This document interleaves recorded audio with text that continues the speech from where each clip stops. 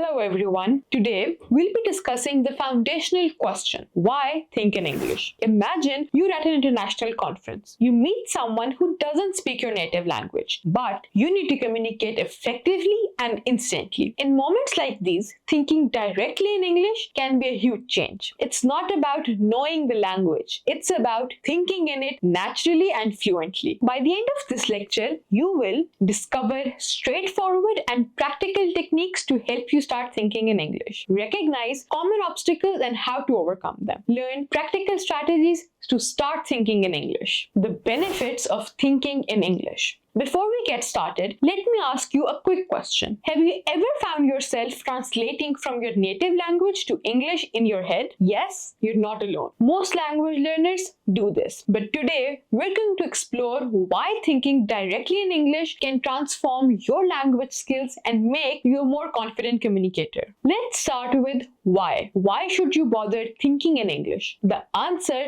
lies in efficiency and fluency. Efficiency. When you think in your native language and then translate, you're essentially doing double the work. This process slows you down and can make any conversation feel disjointed. When you think directly in English, you streamline your thought process, which makes communication smoother and faster. Fluency. Thinking in English helps you internalize the language. It makes you more likely to recall words and phrases naturally without the need for translation. This leads to more fluent and natural speech.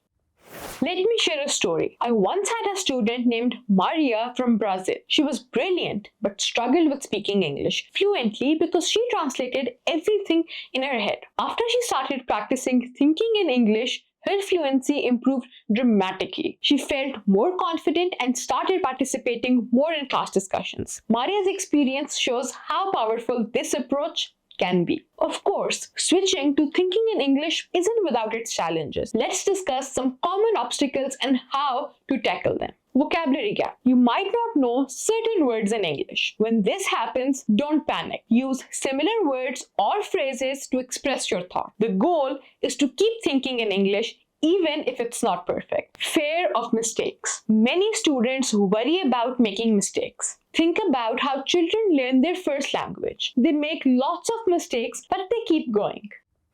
Think of learning English like learning to ride a bike. At first, you might fall and feel unsure, but the more you practice, the more balanced and confident you become. The same goes for thinking in English. Sometimes cultural nuance can make direct translation tricky, but by thinking in English, you'll start to understand these nuances better. Try to immerse yourself in English media. Watch movies, read books, and listen to music. This exposure helps you grasp the cultural context and idiomatic expressions. Assignment for you. Label at least 10 objects in your home with their English name. Use sticky notes or any other method you prefer. For further reading, I recommend Fluent Forever by Gabrielle Weiner. It offers fantastic insights and techniques for thinking in new language. I'm looking forward to seeing how you progress. The more you practice, the easier it becomes. See you in our next lecture.